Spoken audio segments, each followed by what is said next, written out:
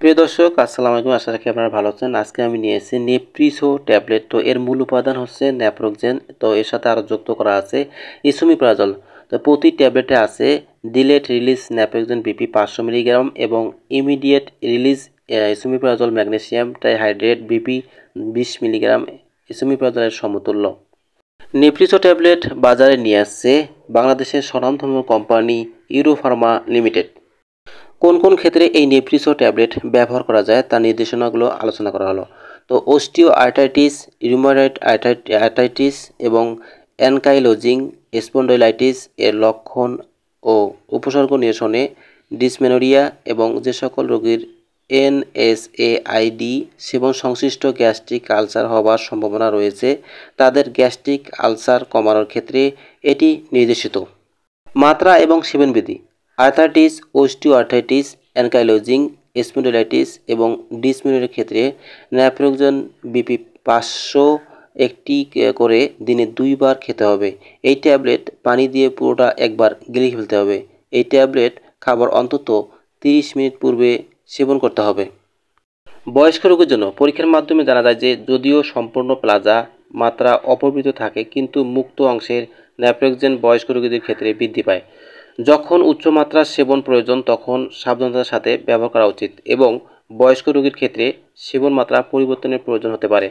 যেহেতু বয়স্ক রোগীর ক্ষেত্রে অন্যান্য ওষুধ ব্যবহার করা হয় সেহেতু সম্ভাব্য নিম্নতম মাত্রা ব্যবহার করা উচিত। ন্যাপ্রোক্সেন সম্বলিত ওষুধগুলো মধ্যবর্তী থেকে উচ্চ কিডনির সমস্যা রোগীদের ক্ষেত্রে এই ন্যাপ্রোক্সেন অথবা নেপ্রিসো ট্যাবলেট ব্যবহার করা যাবে না। হেপাটিক রোগীর ক্ষেত্রে অল্প হতে মধ্যবর্তী হেপাটিক সমস্যার রোগীদের ক্ষেত্রে নিবিড় পর্যবেক্ষণ করতে হবে এবং এই ট্যাবলেটের ভেতর ন্যাপ্রোক্সেনের পরিমাণ হিসাব করে মাত্রা পুনর্নির্ধারণ করতে হবে। তীব্র হেপাটিক সমস্যার রোগীর ক্ষেত্রে এই ট্যাবলেট নির্দেশিত নয় কারণ এ সকল রোগীর ক্ষেত্রে এসোমিপ্রাজলের মাত্রা দৈনিক 20 মিলিগ্রামের বেশি প্রয়োগ করা যাবে না। গর্ভাবস্থায় এবং স্তন্যদানকালে ব্যবহার: প্রেগন্যান্সি ক্যাটাগরি সি। গর্ভাবস্থায় শেষের দিকে এর ব্যবহার বর্জন করা উচিত কারণ এটি ডাক্টার্স আর্টিসাসের অপরিবর্তিত বন্ধের কারণ হতে পারে। ন্যাপ্রোক্সেন থাকার কারণে স্তন্যদানকালে এটি ব্যবহার করা উচিত নয়।